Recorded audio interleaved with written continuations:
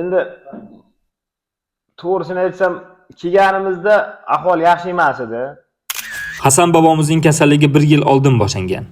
Kasallik lanjlik bilan boshlanib, keyinchalik axlatlar oqarib, terining rangi sarg'ayib ketgan.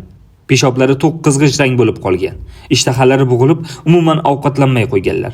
Yura olmay qolganlar, hattoki hassa bilan ham yura olmay qolganlar.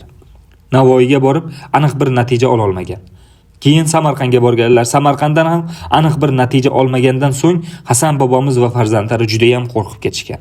Va Sherhayot shifo klinikasida davo topgan bir bemor Hasan bobomizga Sherhayot shifo klinikasini tavsiya qilganlar. Hasan bobomiz xuddi shu kasallik bilan Sherhayot shifo klinikasiga yotqizildi va 15 kun davomida tabiiy dorivor giyohlar va malham ichib, hozir butkul sog'ayib, uyiga javob berilmoqda. Dadamning ko'zlari, ranglari sarg'ayib ketgan edi, axlatlar oqarib ketgan edi. Jigari emas edi, o'ti dimlanib qolgan edi.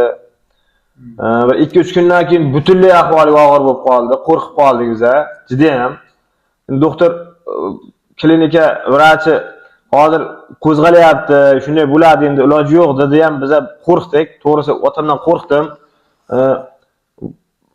Eslaysizmi, dada ketamizmi deganlarimda ham ketmoqchi ham bo'ldik. To'g'risida endi borini aytgan ma'qulda. Ketmoqchi ham bo'ldik, lekin yo'q, Xudoga shukr, asta-asta o'sha haqiqatan ham o'shanday qo'zg'alib ochildi. Qo'zg'aldi, men unisini tushunmayman-ku. Keyin yaxshi bo'ldi, Allohga shukr, zo'r bo'ldi. Oldingi holatiga nisbatan ham yaxshi bo'ldi. Otam 1 yillardan beri yotib oyog'ini uzatib uxlamaydi. Uxlamay qo'yuvdi. O'shanda o'zi uxlalayapti endi. Shu yo'lga kirdim, o'g'lim qo'ltig'iga kirib keldi. Xudoga shukr, bemalol tashqariga chiqaman, bemalol yuraman.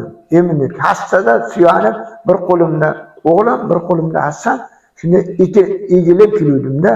Allohga shukr, mana ko'kraklarim ko'tarib, emin erkin mana bemalol yurib, zallada yuraman. Mana shu ana xona o'zida yuraman, emin erkin yuralyapman-da. Xudoga ming qanday shukr bo'lsin. Ekzema, psoriaz to'liqcha qurib tushib ketadi.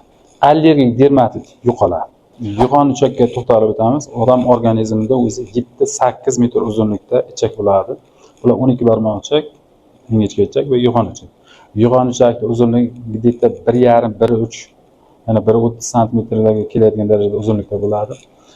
Uzoq vaqtlar davomida mana yog'ochak bo'lsa, ichidagi gijjalar uzoq vaqtlar davomida hosil bo'lgan axlat toshlari, ich qotishlardan so'rilayotgan narsalar, zaharlar, toksinlar, jigar zaharlaydi. Jigar zaharlangandan keyin bu terida yuzaga keladi. Yog'ochak mana ingichka ichakdagi jarayon terida yuzaga keladi. Devorlar ko'rgansiz, sho'r bosgan ko'rsa, ustini andi vaqtda shuvalab yo shkaturka qilib qo'yishni kutilmaysiz. Tagida sho'r yo'qotsangiz ketadi. Bunda ham yog'ochak tozalamasi terida kasalliklar yaxshi bo'lmaydi. Yog'ochak qachonki toza bo'ladi, gijjalardan, asosiysi gijjalar 7-8 yutgacha tushib bo'ladi.